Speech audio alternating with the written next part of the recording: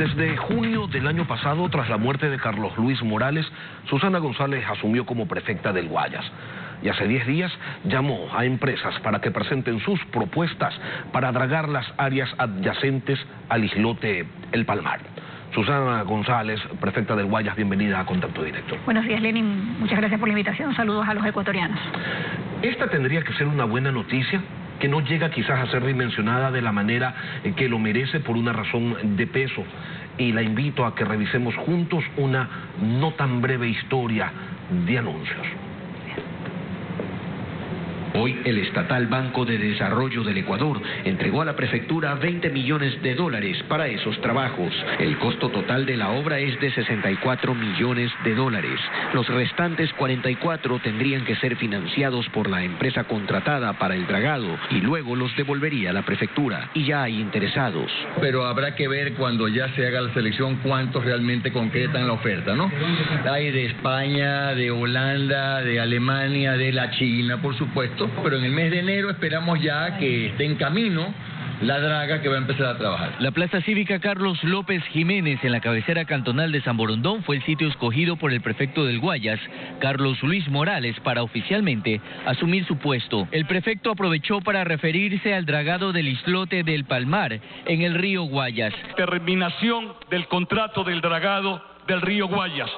Es urgente la convocatoria a un concurso nacional e internacional que garantice que esta obra tan esperada se realice de forma técnica, transparente y a un precio totalmente competitivo. Que esta vez sí, que el dragado va porque va, dijo la prefecta del Guayas, Susana González, al convocar a licitación para dragar el río Guayas. La novedad tendría un menor costo que el planteado por administraciones anteriores. La prefectura cuenta con esos recursos propios para no tener que pagar intereses, no tener que financiar a largo plazo y a su vez sacar mayores y mejores ventajas comparativas. Susana, a esos anuncios fallidos tenemos que sumar la inacción histórica también en lo que al dragado se refiere por parte de la Administración Social Cristiana de la Prefectura del Guayas durante 4 administraciones consecutivas, entre 1992 y el 2009. ¿Por qué tendríamos los guayasenses, los ecuatorianos en realidad, que creer que esta vez sí va a ser distinto? La competencia es dada nuevamente a la Prefectura del Guayas en el 2012, Glenny. Cabe aclarar esto, no puedo responder por el pasado, quiero responder a partir del 27 de junio y debo responder a partir del 27 de junio del año 2020, donde asumo de una manera circunstancial la Prefectura del Guayas. Desde el primer día optamos por algo, la recuperación de la transparencia de la gestión pública a través de la Prefectura. Venida menos por un sinnúmero de factores que no me corresponde a mí, sino a las autoridades de control determinar. ¿Por qué creer que después de 53 años es posible llevar adelante un proceso? Porque sucedieron dos cosas. Primero, la recuperación de la reputación corporativa institucional de la Prefectura del Guayas. Y para eso trabajamos durante más de 10 meses con Transparencia Internacional en un código de ética y obviamente transparencia de gestión de gobierno intermedio como es la Prefectura. Seguido, reordenar las finanzas que hoy nos permiten obviar más de 50 o 45 millones de dólares solo en intereses que estaban preestablecidos en un anterior proceso. Por supuesto que es una tasa usurera de cualquier forma mayor de 6%, pero esto, prolongado 12 años, era el doble del costo de la obra. Si a eso le aplicamos el video presentado por usted, usted ha dicho la cifra correcta. 64 millones que estaban establecidos, dicho en su reportaje, más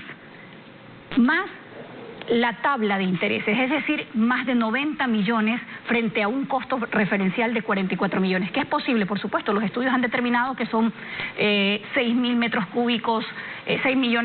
cúbicos de sedimento. ¿Y cuál es el precio 2 referencial millones de sedimento, 2 millones más, 44 millones referenciales. 44, así es. ¿Con la obra completa o después habrá obras complementarias que incrementen el valor del trabajo? No hay obras complementarias de acuerdo a los estudios. Estamos hablando el dragado alrededor de del islote del Palmar. El depósito será en zonas ya ubicadas referenciales que cumplen sin afectar zonas ambientales que estaban protegidas. Susana, ¿cuáles son las afectaciones que trae la falta de dragado del río Guayas? ¿Por qué es tan importante hacerlo? Mire, primero que nada, es una irresponsabilidad que los gobiernos de turno no hayan determinado los recursos, porque se pueden traspasar competencias sin recursos, es como no hacer nada. Y esto pasó cuando dejó de existir el Comité Vial hace más de 53 años. Justamente la única ocasión cuando la Asamblea resuelve crear el Comité Vial que por única vez se dragó el río. ¿Sabe cuáles son las complicaciones, Lenin? Muy complicadas, muy complejas, ¿sabe? El que la cuenca media y la cuenca alta ya tenga problemas de sedimentación y eso, súmele que la consecuencia cae en la cuenca baja, afectando a cantones como Durán, Daule, San Borondón y Guayaquil, es gravísimo. Pero el problema ya lo encontramos en la parte productiva, en los canales donde no ingresa el agua, donde la sedimentación complica cada vez más y no garantiza de esta manera la soberanía alimentaria, es decir, que los alimentos lleguen a la mesa de la ciudad. Si la falta de dragado afectó en primera instancia a las ciudades y sobre todo a Guayaquil, ¿no debieron los municipios, las alcaldías, atender esto de forma directa hace bastante tiempo ya? Las alcaldías no tenían competencia y más allá de las competencias, algunas no cuentan. Evitar las inundaciones en las ciudades, claro que es una competencia de los alcaldes. Seguro, Lenin, hay muchas cosas que se hubieran podido hacer o se hubieran prevenido, no se hicieron. Yo no puedo responder por esas administraciones anteriores. Yo quiero decirles lo que va a suceder y qué está sucediendo ahora, que al garantizar que un gobierno que aplica un código de transparencia y lo está llevando adelante, y lo estamos llevando adelante, ha garantizado la participación de más de 38 interesados. ¿De dónde nomás son estas empresas? De Países Bajos, una de ellas con 150 años de experiencia, súmele a esto de Bélgica y otros países más, España, México, Dragas de México, más de 18 empresas internacionales y más de 13 nacionales con representación para empresas internacionales. Esto es lo importante, que se muestren interesados, uno. Y segundo, haber hecho el llamamiento es un sentido de responsabilidad, porque esto nos permite durante estos meses poder disgregar la operatividad, capacidad, experiencia y recursos de estas empresas. Algunas de ellas en más de 80 países, con más de 230 proyectos. Eso garantiza que la empresa que venga esté en las condiciones propicias para dragar el río Guayas. Hace décadas se podía observar cómo los sedimentos habían formado un pequeño, o empezaban a formar un pequeño islote. Paralelamente se decía, hay que dragar el río y hay que sacar eso de ahí. Como solo se hablaba y no se hacía nada, hoy ya no es opción retirar eso que se ve ahí, ese pequeño islote. Primero, que ya no es pequeño, y segundo, que tiene flora y fauna, y resulta que hay que respetarlo. Y entonces, ¿qué es lo que se va a dragar? ¿Los alrededores del islote? Es correcto. Los alrededores del islote es lo que pone en riesgo de manera inminente a las ciudades que están en este entorno, San Borondón, Durán, Guayaquil, Daule, porque es lo recomendado desde el punto de vista técnico-ambiental también, Lenin. Pueden venir a decir que hay que sacar el islote y eso es una aberración técnica ambiental. No se puede, no se debe. Ahora, tenemos la extensión de los estudios han determinado que son los 6 millones de metros cúbicos que tienen que ser retirados, pero adicional, nosotros en nuestro referencial también hemos puesto que ese es el mínimo a dragar de acuerdo al estudio, es decir, si hubiera más cantidad también. ¿Qué es lo que quiero explicarle, Lenin? Que con un costo por debajo, por la mitad del costo anterior del dragado fallido, hemos logrado y vamos a lograr intervenir. Es normal que haya incredulidad, que la gente diga, ¿por qué creer en que ahora es posible? Es posible, claro que es posible, cuando uno genera los caminos para eso, para creer que es posible y hacer y generar las condiciones.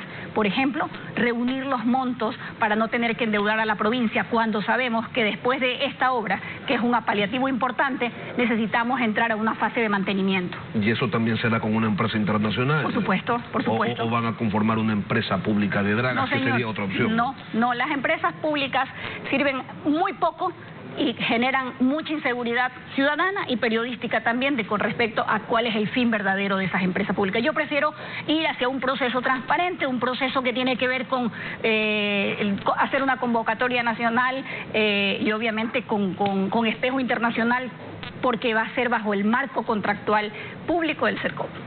Y bueno, dragan el río, pero resulta que los sedimentos de Santo Domingo, Los Ríos, Manabí y Chimborazo continúan llegando por los afluentes o por los ríos que terminan confluyendo en el Guayas.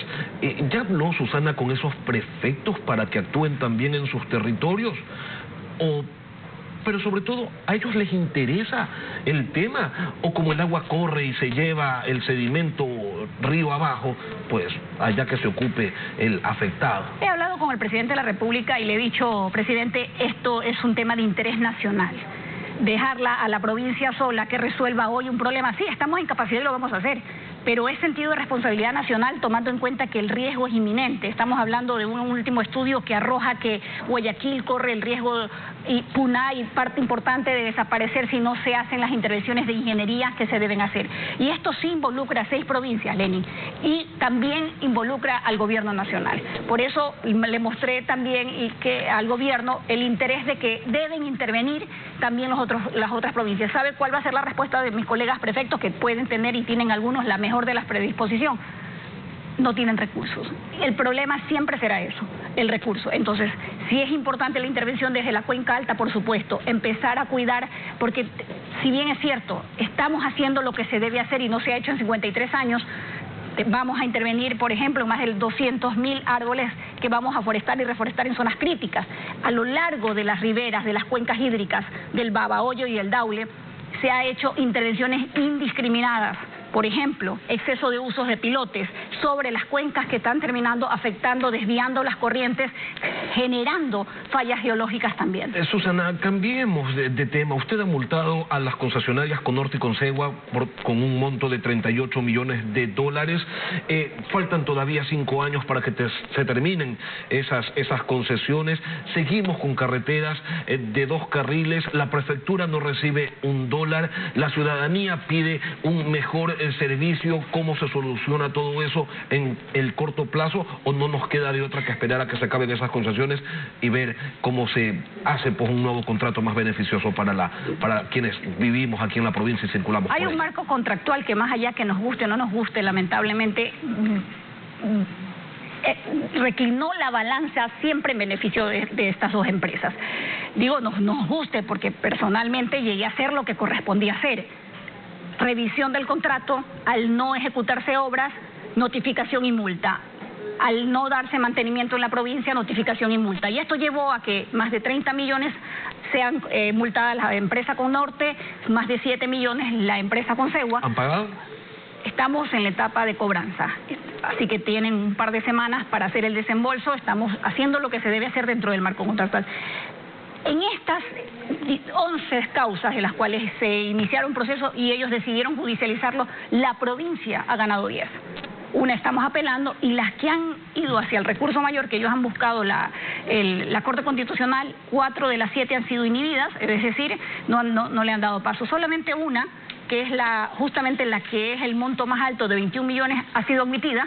Y yo, apelando a una Corte Constitucional correcta y que actúe en derecho, sin duda va a ser en beneficio nuevamente de la provincia. La aplicación de las multas es el recurso de la 11ª cláusula que está establecida, en que al no haber cumplimiento de obra, no haber cumplimiento de mantenimiento, encima no hubo descargo ni respuesta, automáticamente procedía la multa. Así que lo que se ha hecho es correcto. ¿Dónde vamos con esto? Bueno, no es solamente eso, Lenin. De manera indebida, a través de un examen que ha hecho la Contraloría, debidamente la Contraloría, el prefecto de la época autorizó pagos de intereses, encima violentando aún más los recursos de los guayacenses. Y a esto súmele que en el contrato se decidió ampliar el periodo.